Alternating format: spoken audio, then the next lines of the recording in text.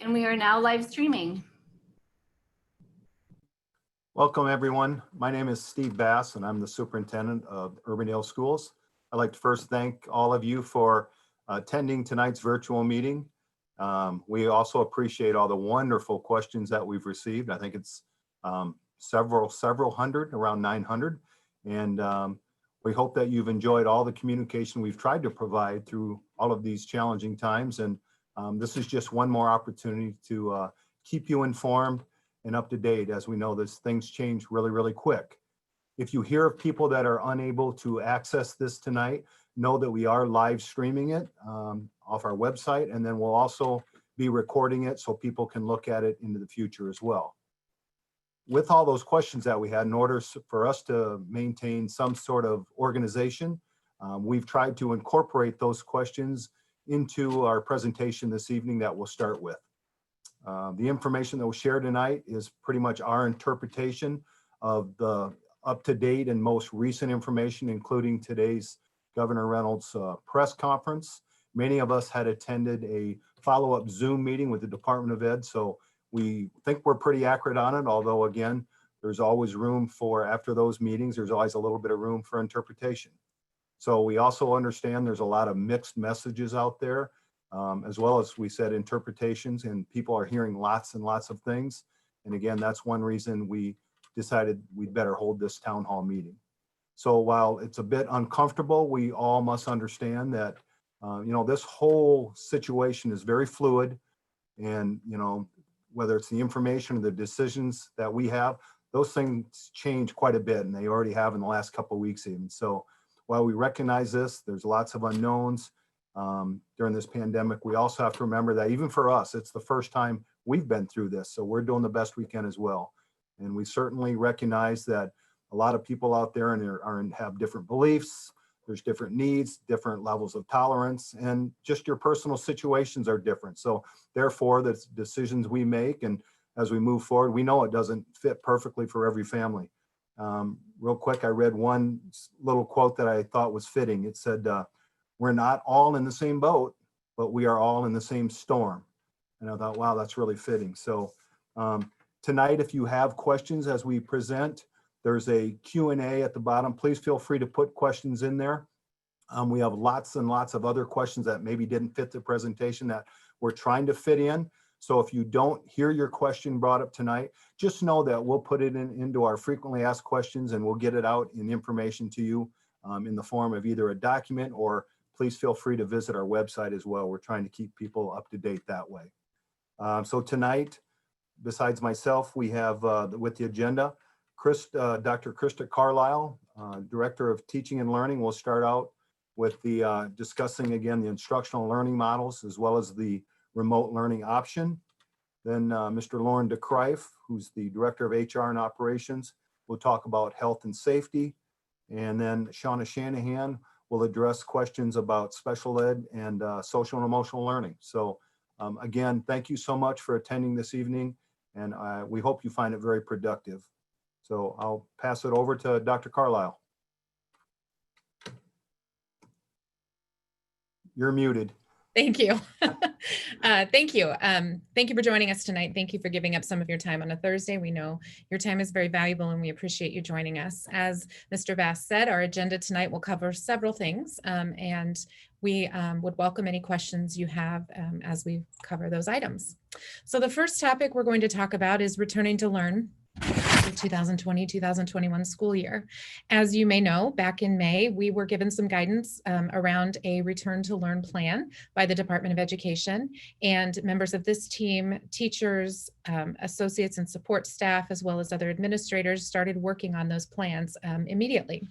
We've continued that work, though the bones of the plan were submitted on July 1st.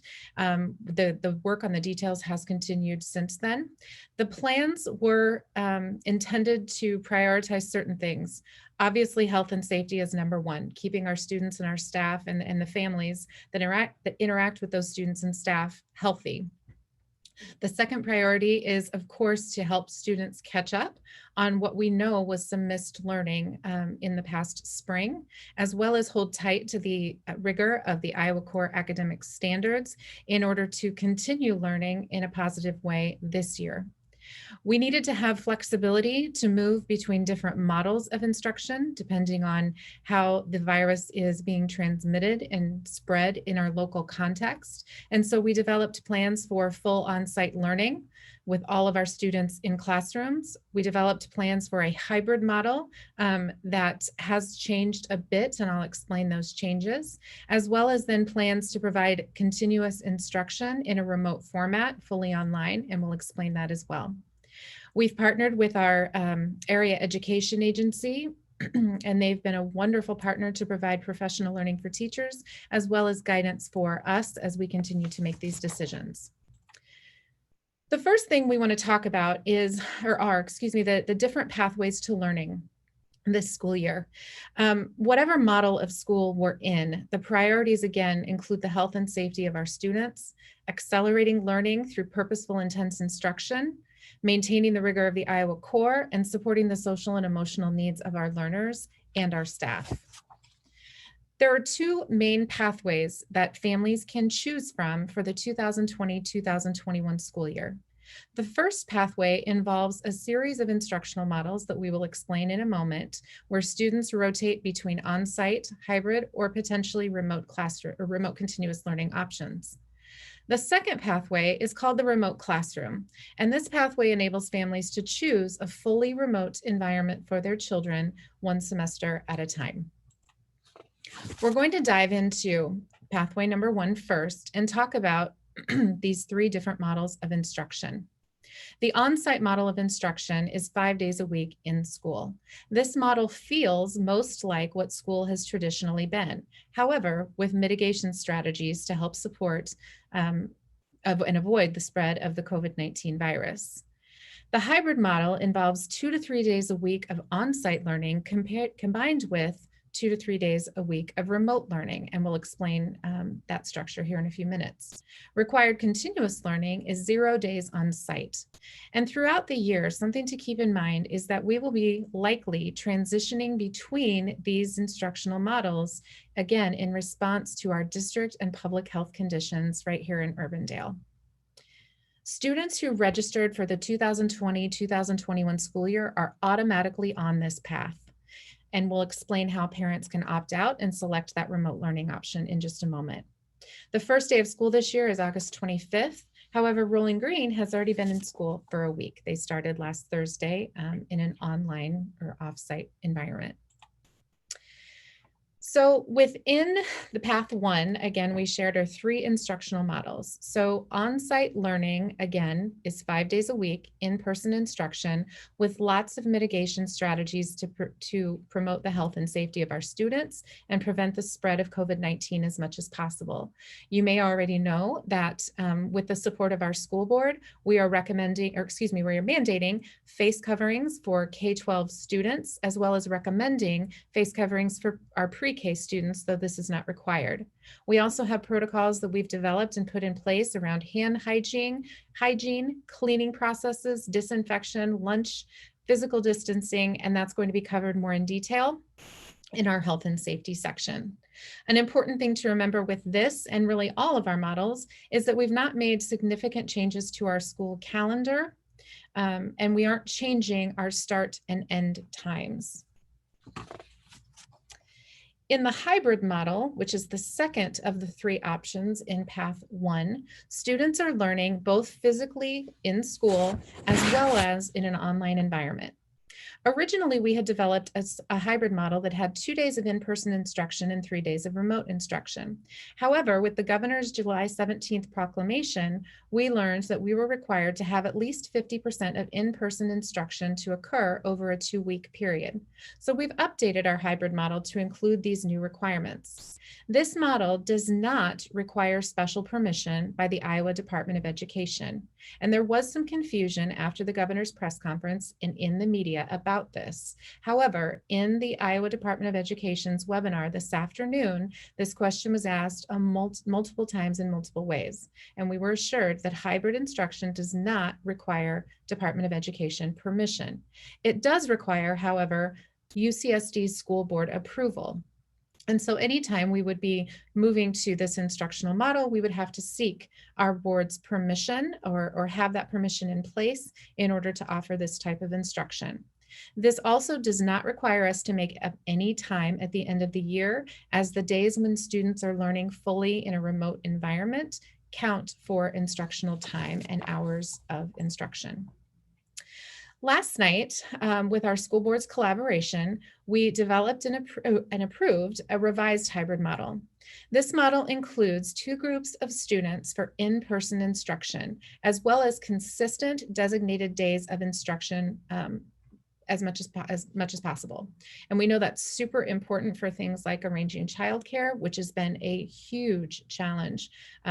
Many of us, both on the board and in the district, have small children. And so we know the challenges around trying to continue working with those small children needing care as well. And so the consistency of this model we felt was best for our families in terms of a situation where we have to have less number of kids in classes. In this model, Group A, and that's yet to be decided, we were working on splitting our kids up, would attend in person on Tuesday and Thursday. Group B would attend in person on Wednesday and Friday. Mondays would alternate with Group A one week and Group B the next. These dates will be determined and communicated and will not change throughout the entire school year. Siblings will be kept on the same schedule unless a specific request from a family is made not to do that. And we have had a few of those requests. So you would just need to reach out and make sure that you tell us, if you do not want your children to be on the same schedule. This schedule allows us to cap our class sizes and the number of students that are in person at about 50%, as close to 50% as possible. And we've heard a lot of talk about social distancing and the importance of social distancing. And really, when 100% of our students are in the building, social distancing to the extent that it's been described by the CDC is not possible. This model gets us to a place where we feel like we can get kids apart, at least while they're in their classrooms. The days when students attend in person would be fairly intense instruction, and the days when students would be at home would be more asynchronous instruction. Perhaps they'd be watching some videoed lessons or doing some purposeful independent practice work, because teachers would be working with another group of students in the classroom.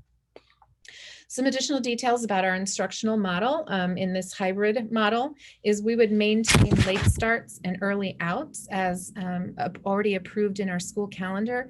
The reason for this is because our teachers need time. That time is really set aside for their own professional collaboration and planning. And in this model, when they're working in a completely different way than they've ever worked, as well as providing instruction in multiple modalities, those late starts and those early outs are going to be very, very, very important.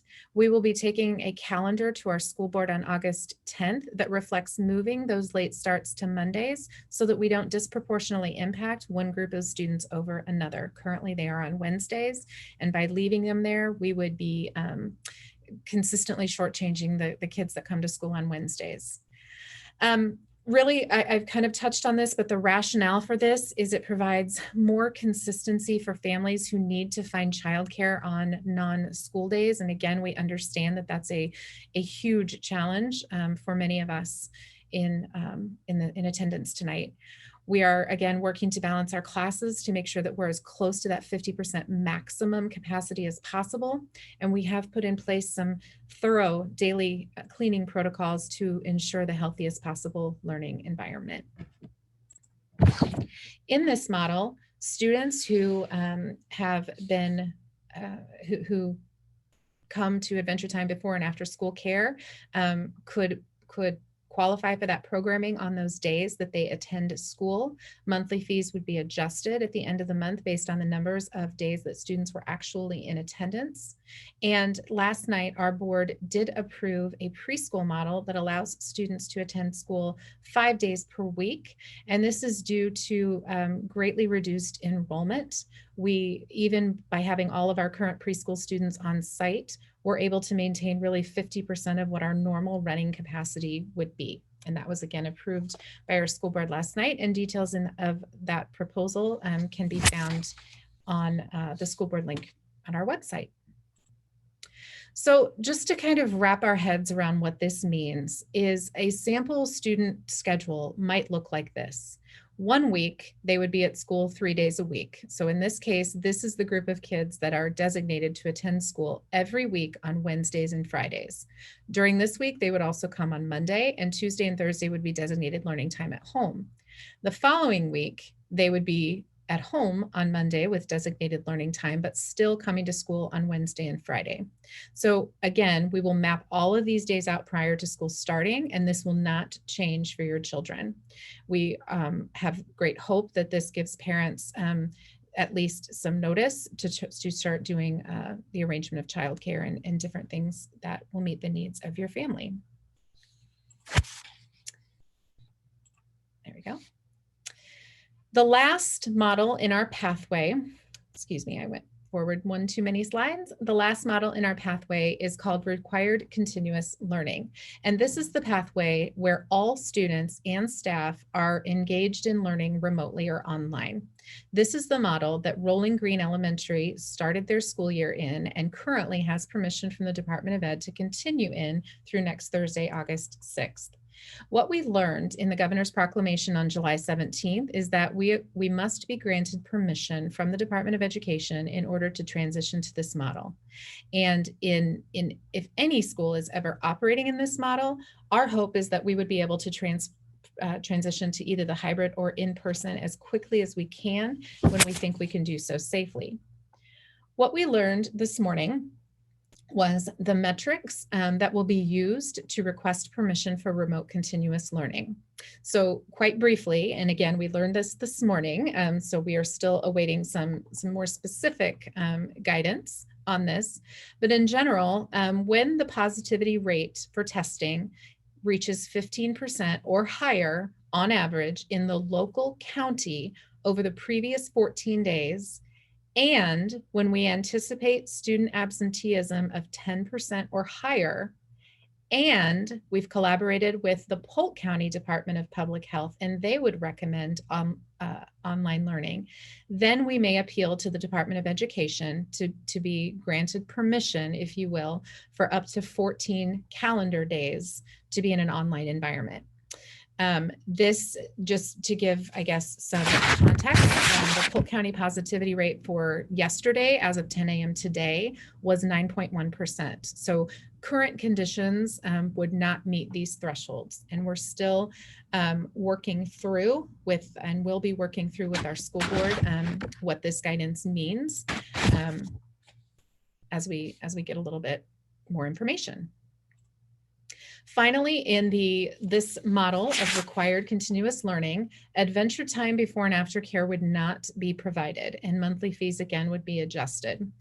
For preschool, if our entire district is in a, or even a building is in a remote continuous learning instructional model or all online, then preschool would be online for that period of time as well. What we've provided on the next several slides is a sample schedule of what required continuous learning might look like.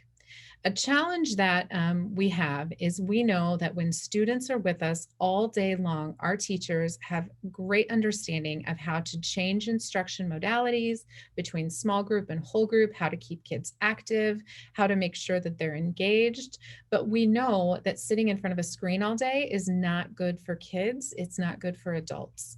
As any of us who've been working remotely for the last several months can attest. Zoom fatigue is a real thing. So we've put together some sample schedules that would provide that routine and consistency for families and for students, but also be cognizant of the developmental needs and concerns around screen time. So here you'd see a preschool required continuous learning schedule where time is chunked into some smaller increments. There's options for kids to jump on a Zoom and be with their classmates for some synchronous learning. There's also some options for some asynchronous learning where students might watch a short video or a presentation from their teacher. There's breaks, and of course in preschool, play and recess, structured play is so important. And teachers would be providing guidance to families around what all of these things consist of. In the elementary, this is actually a sample of the schedule that we are following at Rolling Green right now that students are engaged in, where again, we're trying to balance the amount of time students are engaging with a computer on a screen with what we know about effective instruction. Prioritizing both whole group and small group instruction is very important because we know that's the best way to differentiate learning for students. And so making sure that we're communicating clearly with families what those structures are. Right now, I can just share at Rolling Green, they have one recurring meeting on Zoom. Teachers have learned some great tips and tricks about how to turn screens on and off. So kids aren't having to necessarily log in and start a Zoom meeting over and over and over again. And just talked with their interim principal, Mrs. Wilson, today about their teachers sharing some of the things that they've learned with the rest of our teachers in preparation for this. Again, you can see breaks built in for lunch, for recess, for play, to try to get kids up and moving. A sample middle school schedule might look like this, and it's very, very similar to what our high school schedule looks like. Something we've learned from our neighbors in Des Moines Public, as they've had an online academy for a couple of years, is that, it's in a normal day, students might attend 8 to 9 classes when they're in person. That's really difficult to do in an online environment. By moving into more of a block scheduling format where the periods are longer, but there are fewer of them on a particular day, could be super helpful if we're in a completely remote learning environment. And again, limiting screen time to 2 hours, approximately 2 hours, would be really helpful for the stamina of our students. So this type of a schedule, again, builds in whole group and small group learning activities where students might be online or offline throughout the day at different times.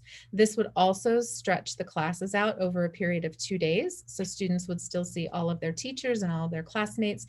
It would just take place over a 2-day time period versus a 1-day time period. And at the high school level, this is very similar as well. Moving into a block scheduling format, which allows for some whole group and some small group instruction, would be best for kids.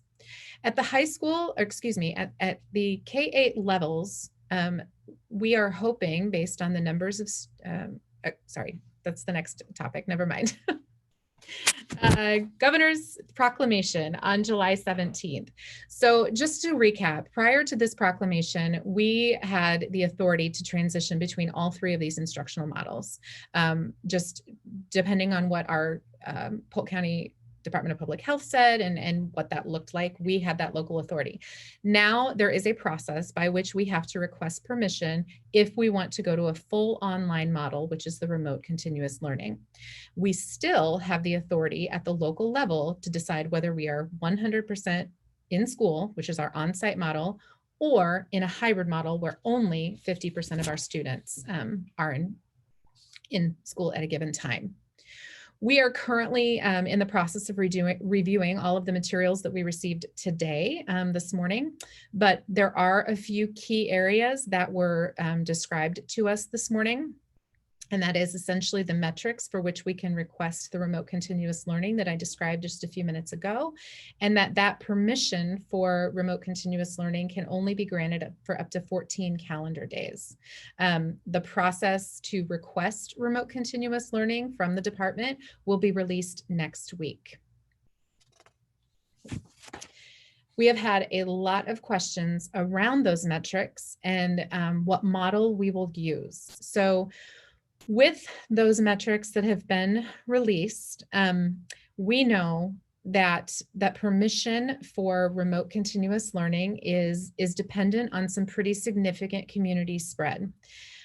We also know that there isn't one model that we are choosing for the entire year. And I know personally, it's been really difficult for me to keep reminding myself of that because all of these models feel like they could be in place for a very long time. But we know that with the rises and falls of our transmission rates and community spread of COVID-19, we know that there likely is not one model that we will be in for the entire year. We may utilize each model as these needs arise. We have enjoyed a very close working relationship with the Polk County Department of Public Health, and I know Mr. DeCrife will speak to that later in the health and safety. They've been incredibly responsive, and their guidance has been very, very helpful as they understand public health. And so we will continue collaborating with the Polk County Department of Public Health to make decisions and requests of our Department of Education. So that's really the first pathway with the three models of on-site, hybrid, or remote continuous learning. And again, just to emphasize, unless you have told us differently via that survey, this is the model the pathway, that your child will be in. However, we do have another pathway that families can opt into called the remote classroom. This pathway does not include in-person learning at all. Learning takes place entirely remotely or online, and so that's why it's named a remote classroom. Students complete that coursework at home with online instruction from district teachers. This looks very different than what students experienced in the spring. Last spring, with everything that happened and how quickly it happened, the state of Iowa chose to really let districts choose a voluntary educational option or a required option. I don't have the exact figure in my head, but somewhere between 80 and 90% of school districts chose voluntary. We chose that as well. And so participation on the part of students was not required. Learning was largely asynchronous, meaning not a lot of Zoom meetings, not a lot of set times when students needed to log in. This is very different than that. There will be a structured schedule. There will also be required assignments, assessments, things that students have to do, and their participation and engagement is essential. The first day of school in this option would be August 25th, and we have asked parents to select this option by August 3rd for a variety of reasons. And I know that was a big question as well, is why are you making us choose this before we know what the district is recommending?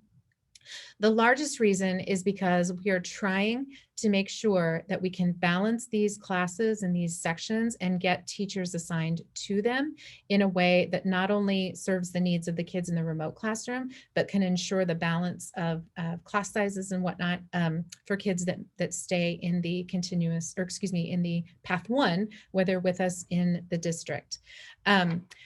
We also, and I'll talk about this a little bit more when I get into high school, are prioritizing letting kids keep the classes that they've already chosen to the extent possible, which requires a lot of logistics and planning on the part of teachers. So Monday, August 3rd is definitely our preferred date for you to get this information to us.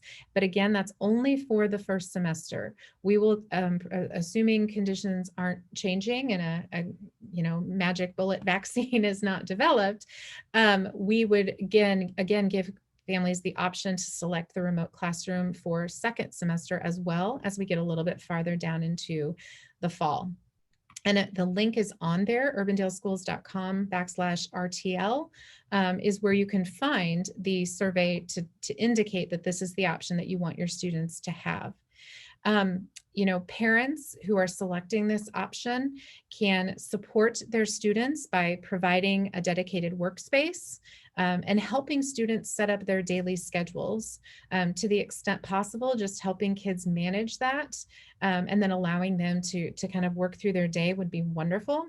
Students in this option can participate in athletics and extracurricular activities.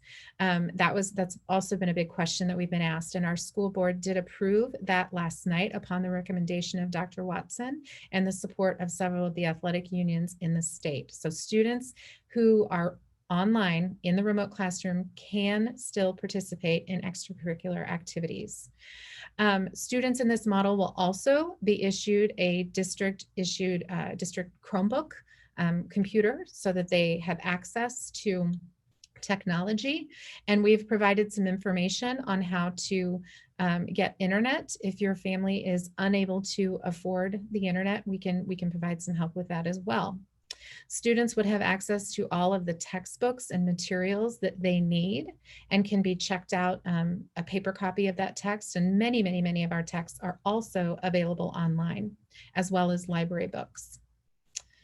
Students in this model cannot attend any classes on site, however, and the reason for that really has to do mostly with our ability to contact trace and ensure cohorts with students stay together in this model.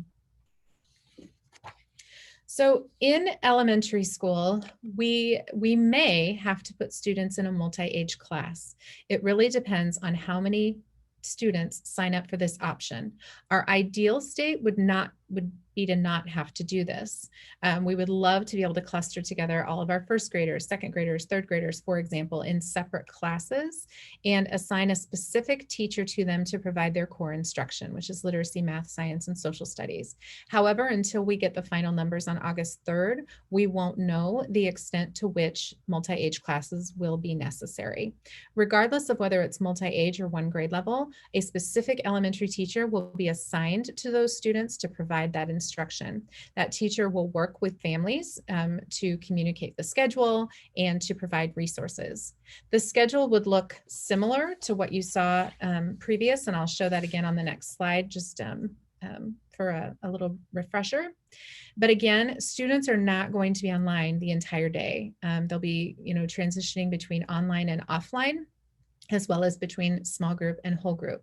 They'll be assigned independent work that would need to be completed, and learning materials would be distributed to families on a regular basis and some work would be turned in online so that teachers could assess progress along the way.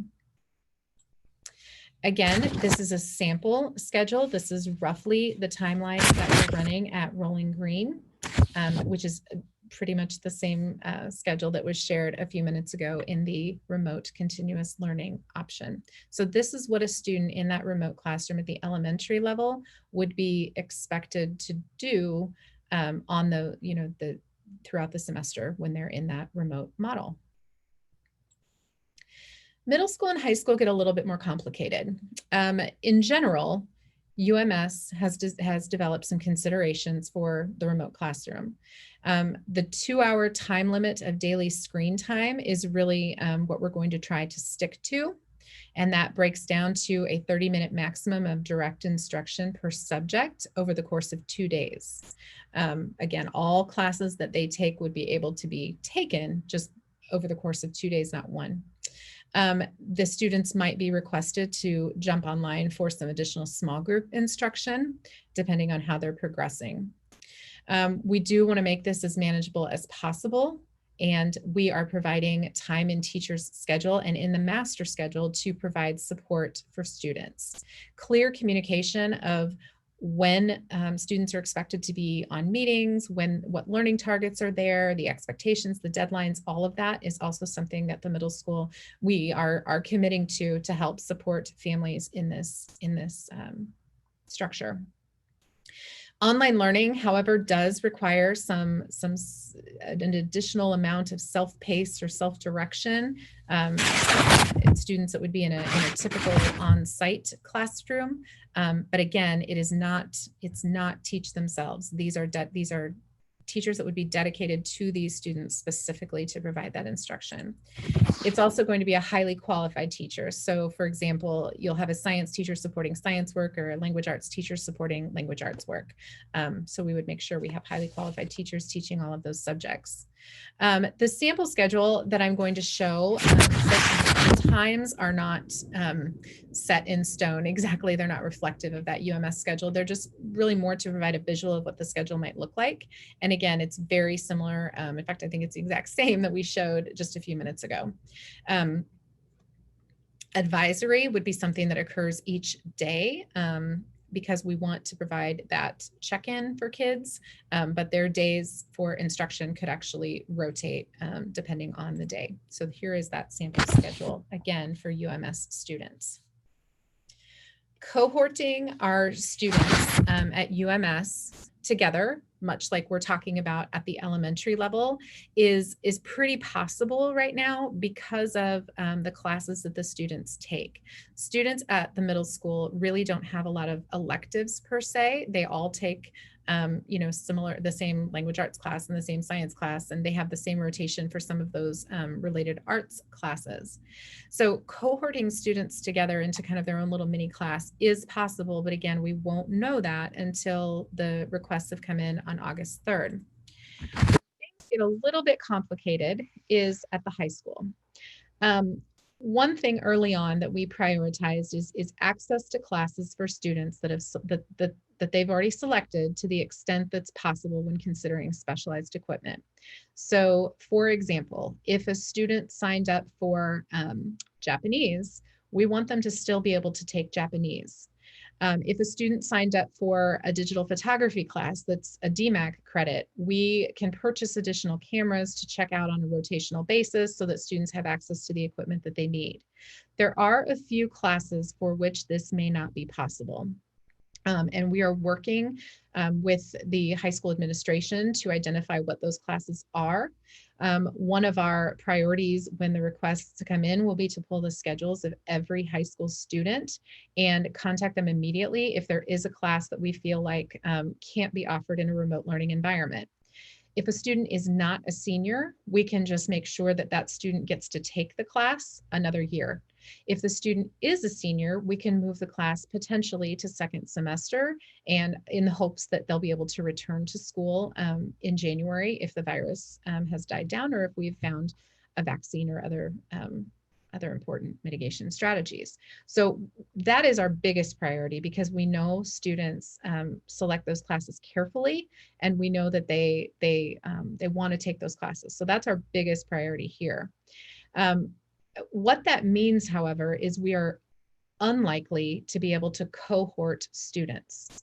And so we'll have to work very closely with teachers to be able to do things like live stream lessons, for example, or live Zooms where students who are in a remote environment can virtually join the class that's in place. We have purchased some additional technology to make this possible. And we will, again, continue to work with our teachers to figure out how to support them to be able to do that with their students. Again, we won't know the extent to which that happens until we get all of the names of those students on August 3rd. Students will receive a Chromebook, and again, the course materials. This, just like at the middle school, this is required learning. This is not what we experience in the spring, and students will have to be highly responsible for making sure that those deadlines and things are being met. Students will not be able to choose specific classes to take in person. So the remote classroom is online for at least a semester. And again, as I stated earlier, students are able to participate in extracurricular activities.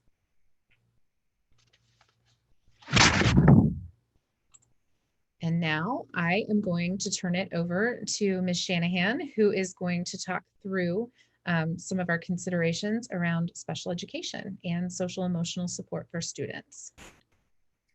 Well, hello, everybody. I'm a super visual person, so I wish I could see all of your faces, but then I see this little number of how many there are of you, and then I think this is just fine. So, but I'm really excited to be here tonight to talk a little bit about special ed and what it's going to look like and the changes that will be going on for the next school year. So I know that there are a ton of questions, and I hope that after I'm done talking, that parents, you feel just a little bit more at ease. So here we go. So we all know that students that have IEPs, they have a different path and have the modifications and accommodations around their learning. And so what the state put out, they put out some more guidance that says now, with the 3 different plans of our on-site, our hybrid, and our required continuous learning, we need to have, some more guidance on that. So they said, on-site, it will be just your student's normal IEP. But when your student when we pivot between the different learning plans between hybrid and required continuous learning, we need, the IEP needs to be tweaked a little bit. So what we will be doing is essentially we'll need to have a meeting or at least an amendment, and then you can choose to have a meeting with, amendment with, and have a meeting or not a meeting. But essentially we'll add a plan that will be attached to the IEP, which will then incorporate the changes and that will be individualized to your student. So for example, I know a lot of the questions that have come through and that have been even come across my desk are, what will accommodations look like? What will modifications look like? What will just essentially learning look like for my child? And why it can't just be an answer for everybody is because, again, it's all individualized. And so we call it the I page on the IEP. And so this plan, the individual learning plan, will then be attached to the IEP. And so essentially part of this plan will look like how the accommodations will change. Maybe the way we progress monitor for your student will change. The specially designed instruction minutes could change. And so we will meet as a team and we will come up with the plan that how the learning in the system will change for your child in hybrid or required continuous learning. The state did give us the guidance that we don't have to have this done for a whole year or until your student's annual IEP. But as a parent myself of a child with an IEP, that doesn't give me a lot of comfort when my child's IEP isn't due until May. So in Urbandale, we are really gonna work extremely hard to have all of these done by the beginning of October. So our teachers, I've provided all the training to our teachers already. And so be looking for emails or phone calls because they're gonna work extremely hard to get all of these meetings, which is 475 meetings, done by the beginning of October. So we're just really wanting to be more proactive than reactive because we don't know when we're going to have to pivot between, from on-site to hybrid to required continuous learning. So again, we're just wanting to do what's best for your student. And that's exactly what we will do. Is it has to be individualized, and we are determined to do what's best for your child in special ed. So if you have any questions, go ahead and email me, and I will do my best to answer them for you. And then we're going to move on to social emotional. I do not talk as long as Krista. She had a lot of slides. I only have 2. So, but as we move into social emotional learning, for the district, we're always wanting to learn and grow as a staff here. And we started doing this last year when we dove into an all district book study as a book called All Learning is Social Emotional. And we're going to continue to learn as a district this year because it's a priority for us, especially now with this huge pandemic going on. And, everybody is just in this, it's an unprecedented times right now. And so each school has social emotional learning embedded throughout their strategic plan. And so no matter what instructional model we are in, so either on our on-site, our hybrid, or our required continuous learning, we will be able to serve all of our students through social emotional learning. And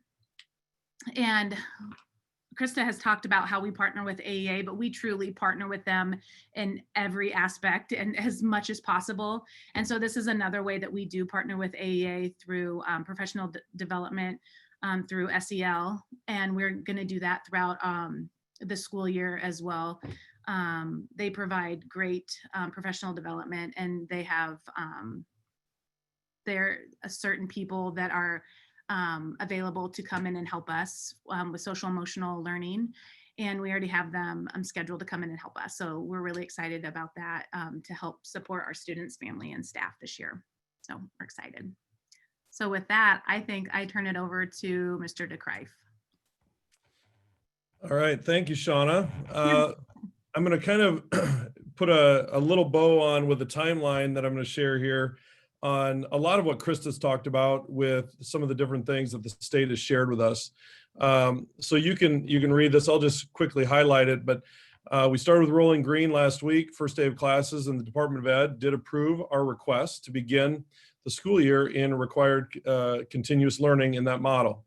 The school board then approved us pursuing permission for Rolling Green to continue in that model after the current permission expires on 8/6. We're requesting that permission today from the DE to continue in that model. Excuse me. That's in line with our continued recommendations and that we're getting from Polk County Health in the collaboration that we're doing with them. We have a tentative special board meeting based on that response from the Department of Ed regarding Rolling Green that hopefully will be able to take place August 3 or 4, depending on how quickly we get a response back from the DE. August 3, as Krista had said, was the deadline to sign up for remote classroom. On August 10th, we have a regularly scheduled board meeting where they'll receive the recommendation from the district for which instructional model we would like to begin the school year in. Once again, that recommendation is based on our collaboration with Polk County Health officials. On August 11th, then we would very quickly be able to inform all families and staff what instructional model the school board approves to begin our school year on August 25. And then of course, on August 25 is our first day of the school year for both our traditional calendar and our remote classroom. Obviously, there's been a lot of moving parts within that timeline, and that remains the case today. So if there are other changes, we will do the best we can to communicate with all of our stakeholders, both through our website and through different emails and social media and all the different ways we're trying to communicate with families and staff, quite honestly. So I'm going to talk a little bit about health and safety. And before I get into a few of the details, I just want to talk a little bit about what we've been thinking about for the past few months in regards to general mitigation strategies. Krista talked a little bit about cohorting, and I would say that of the big things that we've talked about, cohorting of students at the different levels is one of the big mitigating strategies that we have. And that would relate to overall exposure within buildings, but it would also, it relates to our ability if and when we have to do contact tracing with positive cases, that it makes those investigations just a little bit easier. Now, in the elementary, we have the best ability to cohort, and our leaders at the elementary level are working on that and have been working on that for a long time already in every aspect of teaching and learning. It gets a little tougher at middle school, but we are working to cohort some in regards to the current structure that they have. And then as Dr. Carlisle said, it's toughest at the high school where we just have lots of kids in a lot of different areas. We have great classrooms that have multiple grade students in them, and it's going to be tougher. So part of their schedule is going to be one of the big mitigating factors in terms of just having a little bit less movement overall. I would say the board's decision to require face masks is also a large mitigating strategy that will hopefully impact our ability to keep going and to keep everyone in our building safe. And then I would say, of course, physical distancing. Now, we know obviously that if we bring all students back, that it's very difficult in a lot of our areas to physically distance as we would want and maintain 6 feet. In the hybrid model, obviously, we have a lot better ability to practice social distancing. And that's one of the things that we've talked a lot about with in that collaboration with Polk County health officials.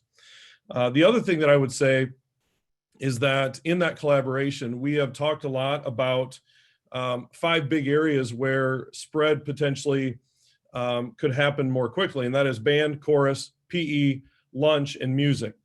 And I would just say that we are taking very seriously the health and the physical health and safety of all the people that we want to bring back to school so badly.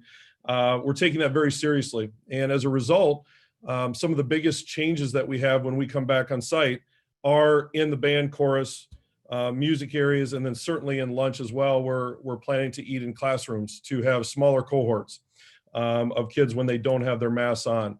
I can also say that those groups of teachers have been working diligently with building administrators and district leaders to make these changes and be creative in how they can provide a rich learning experience for kids that is so different potentially than it's ever been before. So those are some of the big areas that we're working on in regards to health and safety. I'm going to talk a little bit now about some of the details that go along with it. Obviously, I know that there's probably going to be more questions that come up. And certainly, just like the others have said, we want to do the best we can to answer those as best we can. A little bit about cleaning protocols. Our custodial maintenance building and grounds team has been working really hard to determine how they can do cleaning in a different way and a way that disinfects and helps keep our kids safe. There's going to be daily cleaning and disinfecting of high-touch surfaces like door handles, keyboards, desks. There is going to be additional cleaning between one day to the next, regardless of which model we're in, that will hopefully create a very safe environment for our kids to come back to each morning. There's, of course, going to be weekly deep cleaning as well of all rooms and common areas throughout the buildings. And then if we do ever get in a situation where we have to close because of spread in the building, there will be protocols that they will be following as well to make sure that the environment we come back into is a safe one. One of the things we've thought about is the disabling of drinking fountains. We're going to allow students to bring clear water bottles to school. We're going to have cups and different ways that they can drink water if they happen to forget their water bottle. But we're going to disable the normal drinking fountains and hopefully have the bottle filling stations just to have take away that aspect of what could cause spread. A little bit about temperature checks, and I know we've had some questions about this. We will not be doing temp checks when students come on site. The CDC currently does not recommend universal symptom screenings be conducted at school. Some of the reasons for that are the overlap of symptoms between COVID-19 and other common illnesses. I think the monitoring of parents that parents will do before sending kids to school in the morning is going to be critical. And actually taking temps and seeing what a temp is before they come to the building, I think is preferable because it's going to be less contact overall if a student or a staff member were to have a fever first thing in the morning. We also just know that it's going to be difficult if we were to do this, difficult to maintain distance as you try to take temps. So there's just a lot of feasibility issues that go along with that. And that's the reason that ultimately right now anyway, our guidance is going to be that we do not take temp checks or do temp checks at school, but really encourage parents to monitor your child's health very carefully, including their temp of 100.4 or higher, which is deemed to be would be problematic. And certainly we would highly encourage you to keep your student home if their temp is at that or greater. Also be aware, based on some of the rules that we have for Adventure Time before and after school programming, that they may still be doing that because some of the guidance we get comes from different places. So that's just something to keep in mind. A little bit about the face mask issue, and here are a few details, and probably won't cover them all. There will be a lot of detail on our website in regards to this. There's also going to be instruction that happens right when we start the school year for our students in terms of what are the best ways to handle their mask, what's the best way to put it on, cleaning at night, all of those different areas. We are requiring all staff, students, vendors, visitors, And spectators, if we get to that point, required to wear a cloth face mask, which is 2-ply, while in district buildings, and then also while riding a school bus. So the bus will have the same scenario that we have in school. They're recommended for preschool students, but not required. We would prefer individuals to wear a cloth face mask. We will allow 2-ply neck gaiters. About 2 weeks ago, I had no idea what that was, and now I do. There's a lot of things like that right now. Masks must also be worn in outdoor settings where safe social distancing is not possible. We are encouraging where we can that a lot of our programming, especially when the weather's nice, will take place outside, and when we can distance, it will be a great place where mask breaks can be taken. Following in-building exceptions would apply. Employees that are working alone in their rooms or offices while participating in activities in which a face covering cannot be worn or would prohibit respiratory function. But quite honestly, we're encouraging, for example, in PE, to really think long and hard about those areas where they can change their programming a little bit to still make that possible while still providing a great experience for kids. And then individual with approved accommodation that prevents the wearing of a face mask. The district is going to provide a cloth face mask for every student in grades K through 12 and every staff member. Students and staff are also welcome to bring their own cloth face masks or to utilize their own, and with wearing them every day, that certainly would for many be an option. Please make sure that your student brings it home. Label them appropriately by putting your child's name on them. We have had some questions about a face shield. And research has told us that a face shield alone does not provide the protection a cloth face mask provides in and of itself. Your student may wear a face shield with a face mask if you would prefer.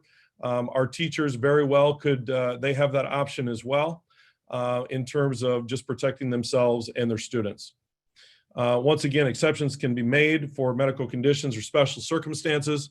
If your student has a medical condition or special circumstance, there's a form that you can fill out by clicking on that link.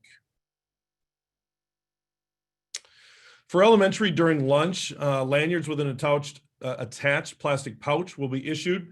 They'll be placed in that pouch when not being worn, and lanyards will remain at school. For UMS and UHS, we're currently still working on those protocols and how students can care for their masks during lunch.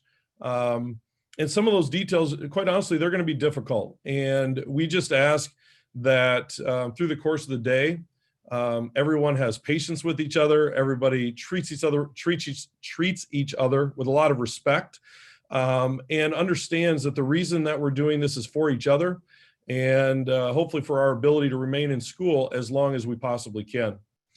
As I said earlier, weather permitting and whenever possible, PE, recess, and music are going to be outdoors, and students will not be required to wear their face mask at those times. When indoors, they will be required to wear their face mask, and teachers are going to be planning activities that are appropriate, while also thinking about the times where mask breaks would be necessary, because we know that in the course of a 6-hour day, and many of you probably right now in your workplaces are doing that exact same thing, that being able to take it off for small amounts of time is helpful, but also knowing that it's just something that we need to get used to as well, and I think a lot of us are. There will be additional guidance coming, as well as guidance in a lot of different areas over the next couple of weeks. So a little bit about response to positive cases. This is probably another area that we've gotten a lot of questions, and they're all very good. And I would say, before going into the details here, Polk County Health is mentioned here often. We have been meeting with them on a regular basis. Myself, Brenda Ness, the high school nurse, and Dr. Watson are the liaisons with Polk County Health. They have already been helping us immensely with the contact tracing that we've had to do in activities. That's really given us a roadmap of what it could look like, or what it's going to look like when we get started for the school year. And their work with our team is going to be crucial in terms of trying to keep a safe workplace and a safe place for our kids to go to school. When we learn of a positive case, we're going to implement the following protocols, and this is based on their guidance. We'll be working directly with their communicable disease team on immediate steps we need to take in regards to the length of the quarantine that might be necessary for those that test positive and our close contacts. They will proceed with an investigation of contacts when we learn of positive cases. And that could be that we learn about them in the school setting, ourselves. It could be that parents alert us to this, and we ask that all parents and guardians do that to try to maintain a safe environment once again. But it also may be where we get information from them. We met with them today, and they shared that they'll be sharing information from us when they learn it, because they are made aware of different testing that happens with individuals and what schools they go to.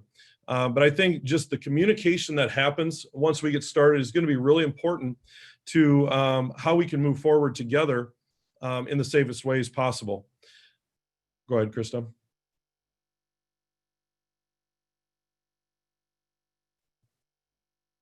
Sorry, went a little too fast there. That's all right.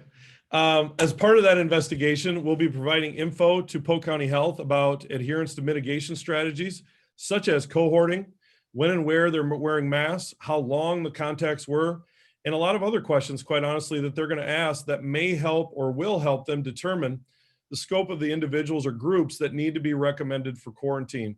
What we've found over the course of the last 6 to 8 weeks is that the degree to which we mitigate, we cohort students. In this case right now, we're doing it with student athletes, where we have them in masks, where it's a safer environment, does matter in terms of how much we're going to be asked to quarantine and the degree to which we're going to be asked to quarantine. I think it's also going to impact the degree to which we're able to keep going with a building, even if we have positive cases in it. I don't have a good answer right now in terms of what will be the over under number of positive cases in a building that will shut that building down for 2 to 5 days, because it is so individual to the situation itself.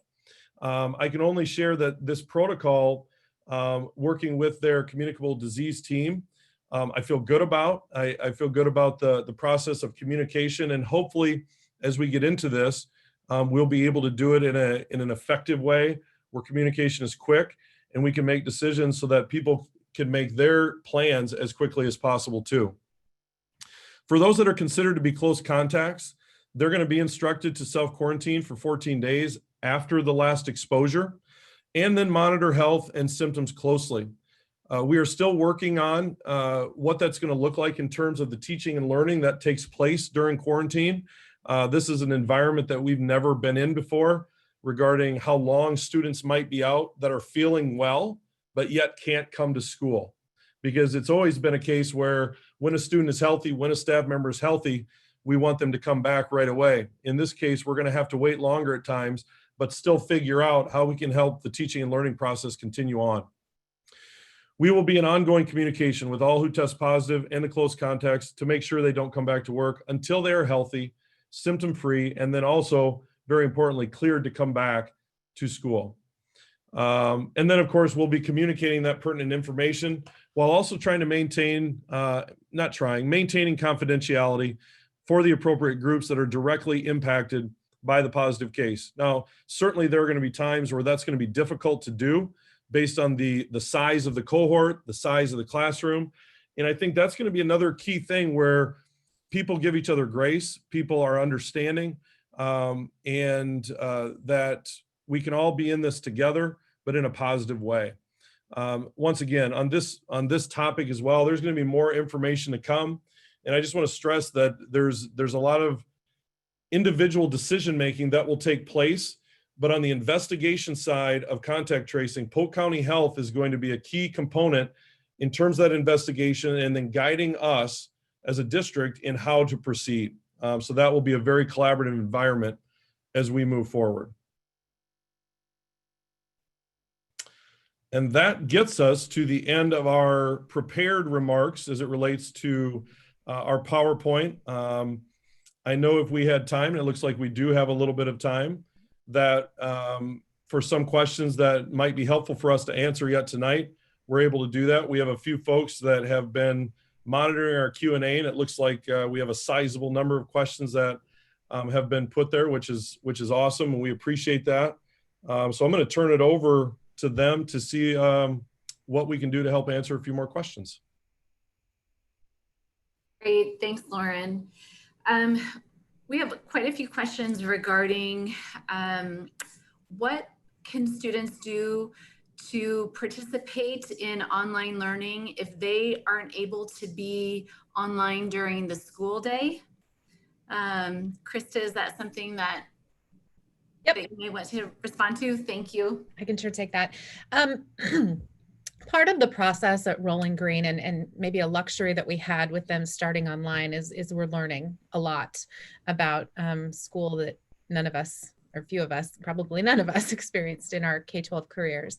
The Rolling Green teachers had what they called intake conferences, essentially with their families, and they reached out to families, scheduled some time, some FaceTime via Zoom, where they could talk through different families' individual situations, talk through maybe some barriers that were in place that prevented students from getting online, and try to develop some workarounds.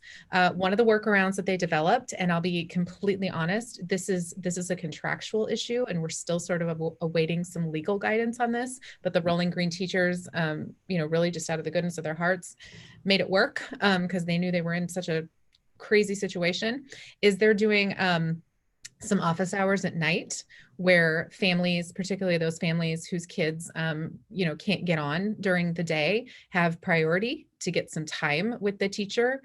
They're working to create as many asynchronous opportunities as possible. In other words, a short video or something that they can record and post that could be watched at a later time.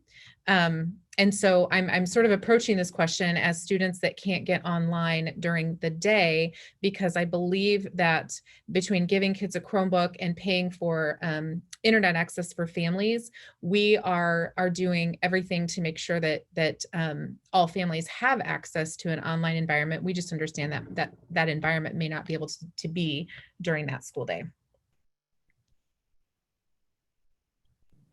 Great, thank you. Let's see. Lauren, would you want to talk just a little bit more about, I know that the health and safety team has been working really closely with Polk County Health Department. There are just a lot of questions in terms of health mitigation and what we'll be doing throughout the year. If you can kind of share about maybe any kind of recent conversations you've had with Polk County specific to health mitigation strategies that we're implementing with face masks and things, and the importance of why we're doing that. There do seem to be a few questions about that. Would you say just about like what's the purpose overall of it, or? Yeah, sorry, I wasn't very clear on that. Just the question about the importance of face masks and just the notion that we are, following CDC guidelines and recommending them and having them be mandatory for students and staff. I would say, generally speaking, that they are seen as one major factor in controlling the spread overall based on respiration or aerosol. And I know one of the big concerns is the degree in any space over time of that building up where it could be what would cause somebody to, that has it to spread. I know that's been a big concern, or not it is a big concern regarding band and chorus, singing and playing an instrument, and the degree to what that's putting aerosols out into the air. And then also thinking about the safety of everyone involved, which is why the recommendations are as they are right now. But I do know this, the contact tracing that they've done with us, one of the key questions that they asked is, are the students in mass? And if they are, they don't deem that contact to be nearly as substantial. Overall, they deem a close contact to be within 6 feet for 15 minutes or more. And what I think we're still, trying to seek guidance on, quite honestly, and we're just not sure yet, is, will they deem let's say a teacher is positive and was with a classroom for the entirety of a day, but all students were in mass. Over that amount of time, will that be deemed a close contact? And I think it very well could. But if students weren't in mass and the teacher wasn't in mask, it just plays a big difference in how it's being viewed in terms of the ability for the virus to be transmitted. And I think that level of safety, especially when physical distancing, and I'm thinking now of all of our kids in the building, where physical distancing is simply not possible based on the number of kids we have in the buildings and our building size, that is a key mitigating strategy overall to having a safer environment. Thank you.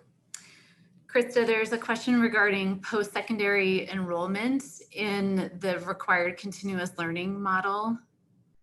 So if we are in a required continuous learning model where the entire district is online. So let me back up and explain PSEO. Post-secondary enrollment options are available to students when essentially they've exhausted all the options at our high school and are in need of different classes to take. Every year in Urbandale, we have a really limited number of students who qualify for this option. A lot of times that happens in math. So these students have been highly advanced and accelerated.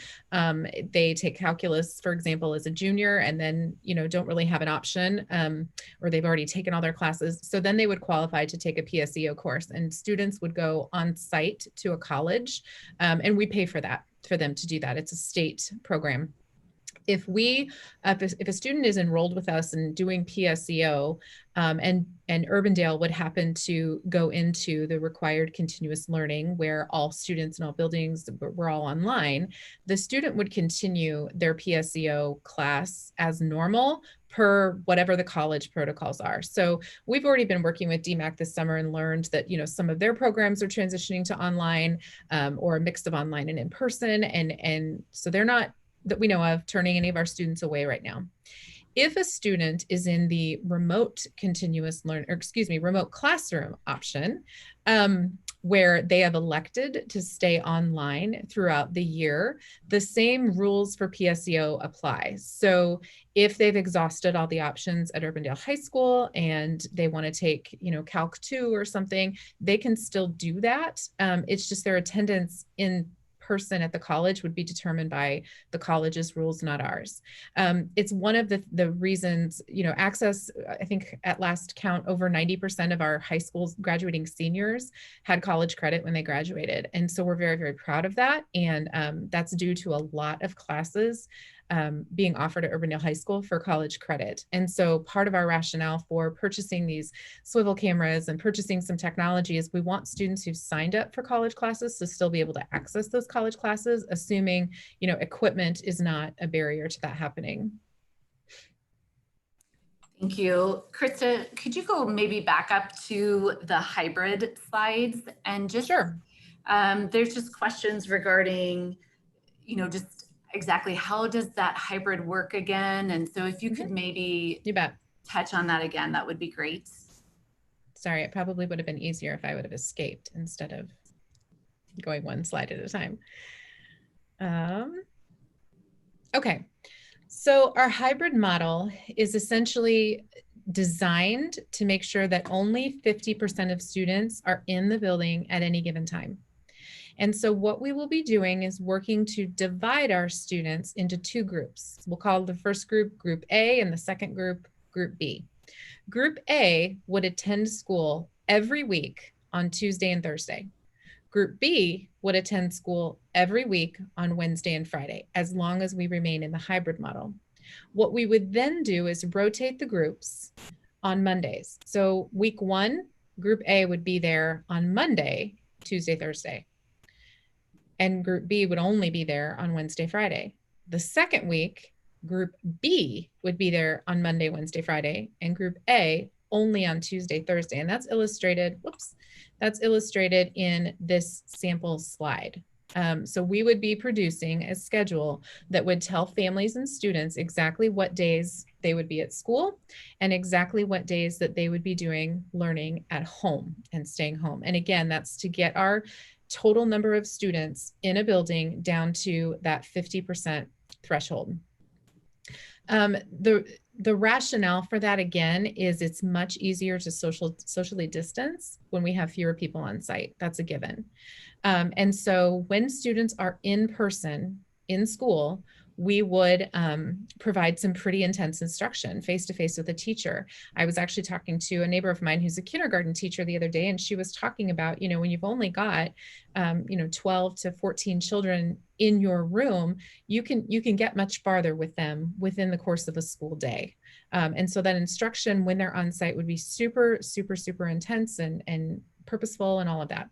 What teachers would then be doing is providing more asynchronous opportunities, videotape lessons, resources, purposeful practice, whatever, for students to do when they're at home on those days. And so there wouldn't be a lot of online time where they're zooming into classes or anything like that. It would be much more self-directed the days that they're home, but teachers would be providing activities and lessons and schedules for them to do. We talked about a variety of different hybrid models. We talked about, and we surveyed our staff early on in this process. And we've had several questions about, why not a Monday, Tuesday model and a Thursday, Friday model and alternate Wednesdays or something? Why are we alternating every other day? One of the biggest reasons, and this came from our teachers, is that they would rather have that continuity and not have so many days between the time that they see their students. And a colleague of mine in another district that we had a meeting, several metro districts a couple of days ago, was saying that her teachers were essentially saying the same thing. Grouping the students together 2 days in a row is essentially like having Thanksgiving break every week by the time you butt that up against a weekend. And so the amount of time and energy it takes to kind of bring kids back after they've been home for an extended period of time is lost instructional time. And so that this schedule, this Tuesday, Thursday, Wednesday, Friday, consistent every week, hopefully will help families who are needing to arrange childcare. And then the group A and B would alternate on every other Monday. And again, we would communicate all of that ahead of time. Great, thank you. Krista, if you're okay again with another question. So a lot of questions about, tell me the difference between required continuous learning and remote classroom, just how those might be different or similar. Thank you. Yep. So required continuous learning is when you are essentially with the district, whatever model is decided. So the likelihood of us being able to start our school year in a required continuous learning format, like we did with Rolling Green, is much less today because of the metrics that were released. 15% positivity rate and anticipating 10% absenteeism are the two main metrics that we would have to meet in order to be in a required continuous learning format. And required continuous learning means all students are home and online and being provided instruction by teachers every day. So that model has only been approved or can only be approved for up to 2 weeks at a time. So required continuous learning is essentially when we've met the metrics, the Department of Education has granted us permission, and the whole building is doing the same thing, or the whole district. We have the ability to do either one. Remote classroom is essentially a parent choice. And I'm going to go back to maybe this slide, there we go. Whoops. Okay. Remote classroom is essentially the second pathway.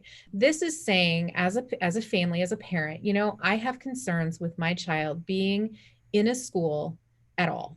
I don't want them there. I want them to be able to learn exclusively online. And so parents who choose this option are essentially saying, help me, teach me, give me the access to the instruction. And that's what we'll do. But my kids are not coming into school. And so all of that instruction is going to happen online for them every single day. So even if the district says, oh my gosh, COVID is no longer in our community and we can go back full time, yay, the students that choose remote classroom would still be online through the semester. At semester time, you could definitely come back to in-person learning, assuming that's what we're doing, or go back with the rest of the district. But remote classroom is essentially, I just want my child online. This, excuse me, This allows you to participate in activities and in extracurriculars. It does not allow you, however, to sort of pick and choose what classes you want to attend in person. And I know there were some questions potentially about band and chorus and what about the ensembles that take place during the day. Unfortunately, students who are in a remote classroom environment cannot participate in those classes with their peers on site. What we would have to do is work to ensure small group lessons or instruction or something would happen remotely in a different way. Great, thank you. Let's see, scrolling through some questions, bear with me. We have almost 150 questions. We have been able to answer 64 questions. So I want to thank everyone who is submitting questions, and please know if we aren't able to answer your question this evening, your questions will be informing the content that we share with our families in upcoming communications. So these questions will not go unanswered. Let's see. Gina, I read a couple of questions. Can I? Please.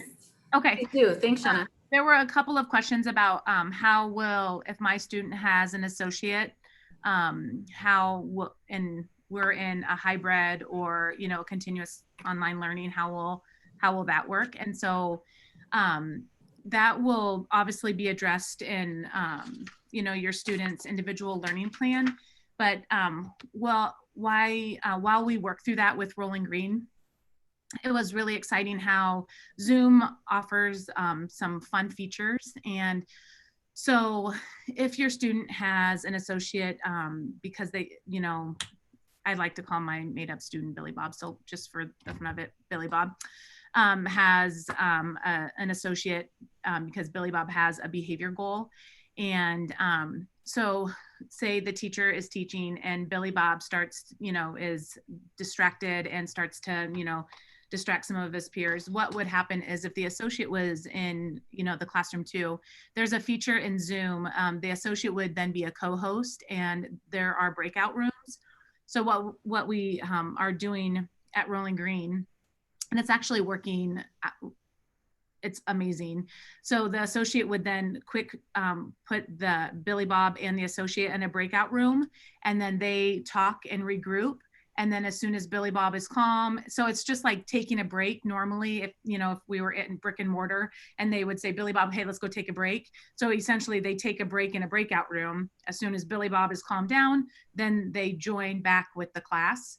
And then also same thing with academics, is if your student has an associate for academics, that's how the breakout room, they are staying in for the core instruction, and then they are creating a breakout room for that that same, say for math instruction, and then they are breaking out and then they're doing the work and they're collaborating in a breakout room. So that is how our associates are being utilized as of right now. Also, we have a student that is pretty independent with their behavior, and again, I don't know how familiar everybody is with Zoom, but you can do like a thumb up emoji, and it kind of shows up in the corner of your screen.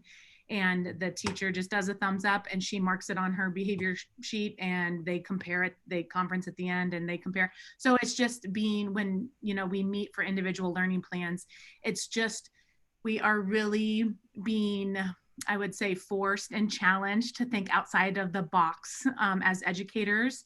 And it's been fun and challenging, but I mean, that's what we're doing. We're just in this different world right now. But so far it's working, I would say, really pretty great for most of the students there.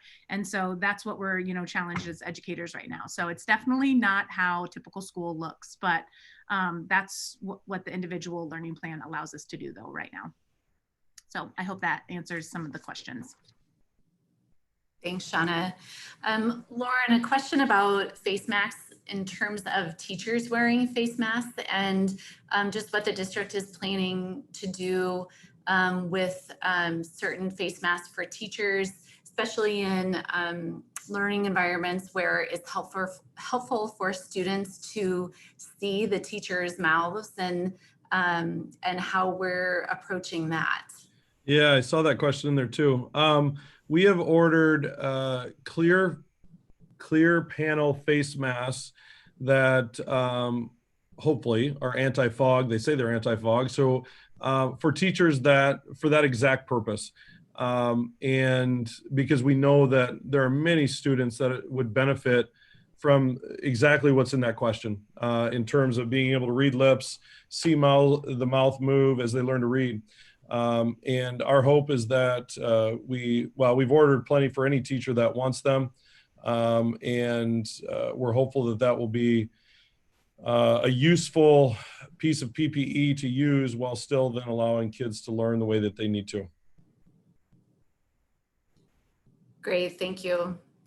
Let's see, Krista, here's a question about how will you work with high schoolers that are taking classes at DMAC in the afternoon? Yeah, that's a great question. So we essentially are, the high school in particular has reworked their bell times and moved into, for this year, at least, a block schedule to be consistent regardless of what learning path or learning model that we're in. So if we're on site, if we're hybrid, if we're remote, continuous learning, whatever that path is, we will be in a block schedule. So students that had signed up to take a DMAC Career Academy, for example, or just a PSEO, any other course that requires them to leave campus, we will just have to look at what their schedule is in this new configuration and potentially just move some classes around to different times.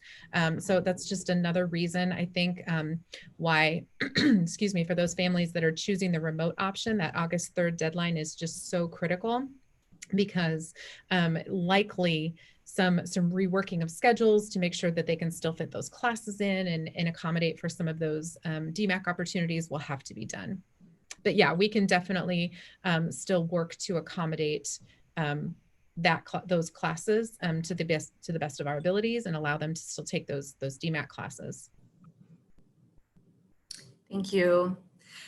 Lauren, some questions regarding just the notion of bringing water bottles and clear water bottles, and also with that, questions regarding our disposable medical masks okay instead of cloth. So if you'd be willing to share some thoughts on water bottles and a little bit more on masks, that might help answer a few more questions. In terms of water bottles,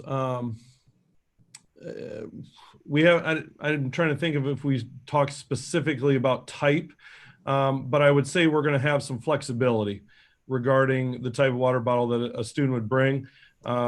Typically we would say clear water bottle, but I don't know that we're in what we would call normal times right now either. So I would guess we'll have flexibility in the type of water bottle that students can bring to school.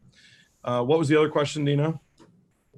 And then just regarding the type of masks, a question was, is a disposable mask okay? Yeah, and I would say the other thing that we're preparing for is having disposable masks available for when students forget those, or if just something happens, to try to have those available in classrooms, both with a regular larger size one and then with a youth size one as well. But yes, I think with the cloth mask, the key is just 2-ply. I saw some questions in there about type of material. I think that is less. I think the double ply is more important than probably the exact type of material. But I think the recommendation is cloth, just overall cloth or cotton probably in terms of the type. Thank you. Knowing and the size of things, if you kind of talk. Hey, Dina. On. Dina, you're cutting out. Sorry, we didn't get that.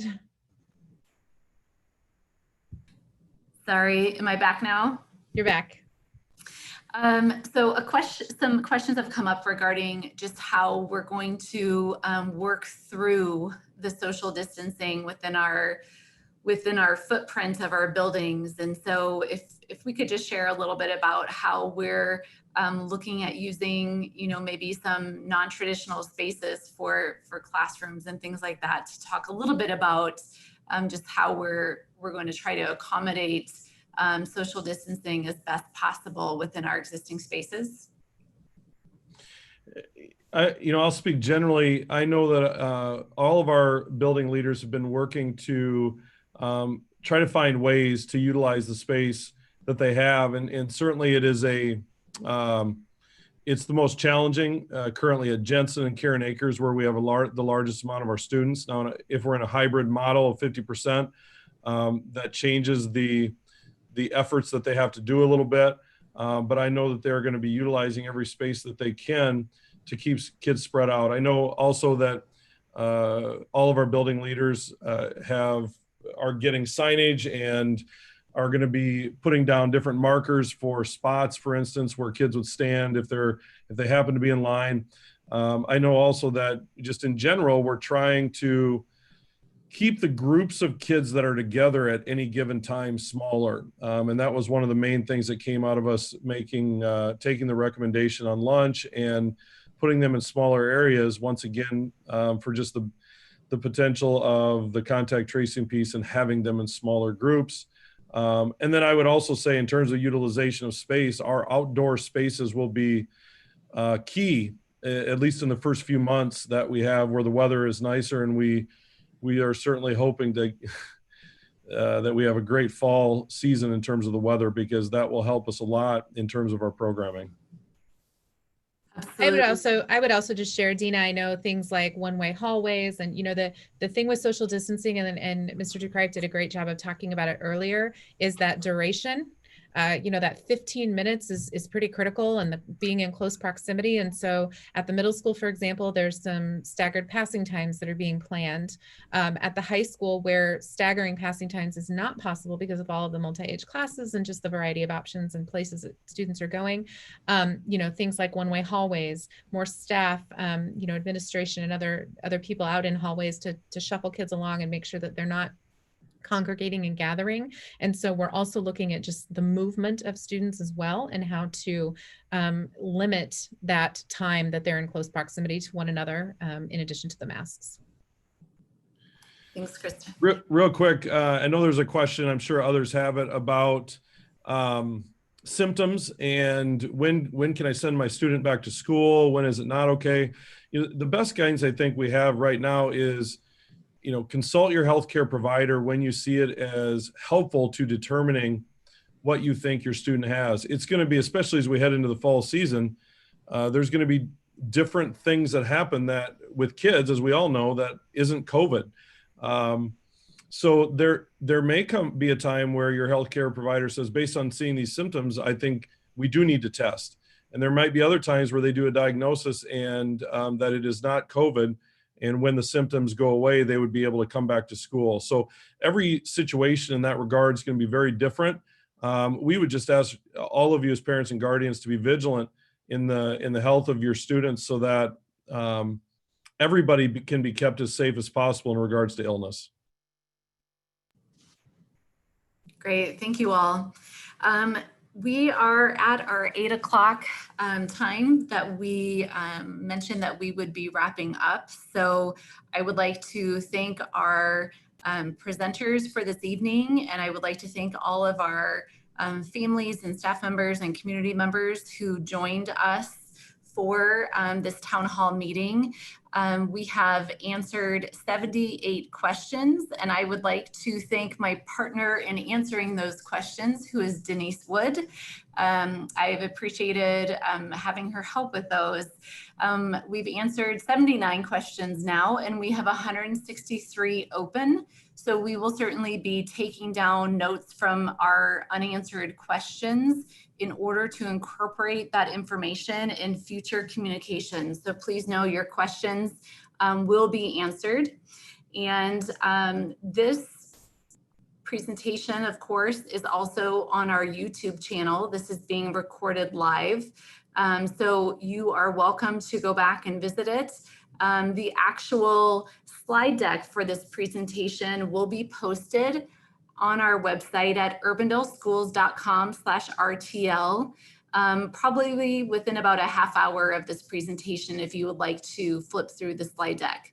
So thank everyone for joining us, and have a nice evening. Thanks, everybody. Thank you.